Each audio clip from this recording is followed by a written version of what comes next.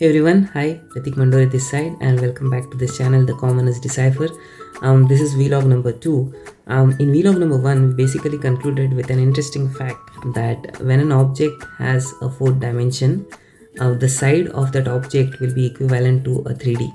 So for example, in 3D space we have a cube, and when it has the 4th dimension, it will be termed as a tesseract. And this tesseract has one side which is equivalent to a cube.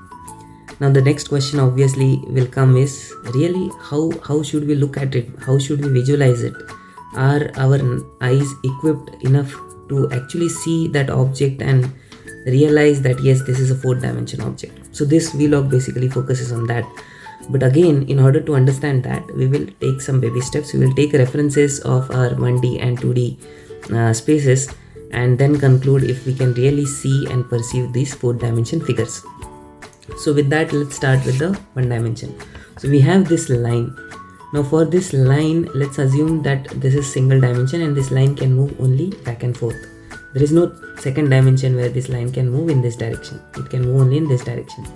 So what it will start seeing is, let's say we have this another line in front of this, but what this line will see is a single dot, because this dimension for him is only this and not this.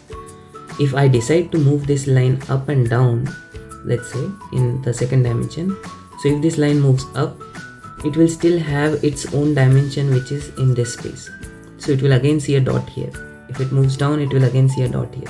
So in short, this line is not equipped to understand and perceive and realize the 2 dimension or the 2nd dimension, which is the next dimension for this line. Let's go to the 2nd dimension. Let's bring this guys here on this plane. Let's call this Felix and Helix. So their entire world resides on this plane. This is a 2D plane. So there is nothing outside this 2D plane. The entire world is here. So when Felix tries to see this helix or a circle, what they see is line. When Helix sees Felix, when Felix sees helix, they can only see each other as line, because in this plane they are seeing this circle more like this. Let's take an example of this camera angle. So let's say this camera has this plane, and if I bring this ellipse to this plane, you will see it as a line, right? Because we are talking about that single plane. Noting that we are in 3D, we definitely know that this is a circle, but Felix doesn't know that this is a circle. How can Felix know? If this Felix can come out of this 2 dimension, maybe we bring him on this 3rd dimension, which is height, for example. So if I lift Felix up, okay, or I bring this plane here, or when Felix is lifted, there is another plane that forms here on top of that. Felix's eyes are still equipped only to see on that plane, even after coming to that 3rd dimension. So in short, Felix cannot see or perceive the 3rd dimension. Noting that, we can still see this circle as a line only.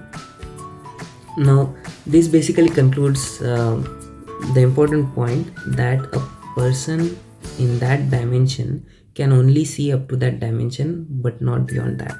Just like that, we are in 3D world, we are in 3D space. Our neural receptory, our human eyes are equipped only to see, perceive 3D world. Although we know the fact that in 4th dimension, one side is equivalent to 3D, but right now our neural receptory cannot visualize it. It's restricted to only realize and perceive a 3D figure. So I will leave this video with that, and we will talk about some more interesting facts next time. Right now we have concluded we cannot see the 4th dimension, but next time we will realize what a 4th dimension being or a person who is there in the 4th dimension, what they can see. So it will be an interesting thing to note. Alright, see you next time. Bye.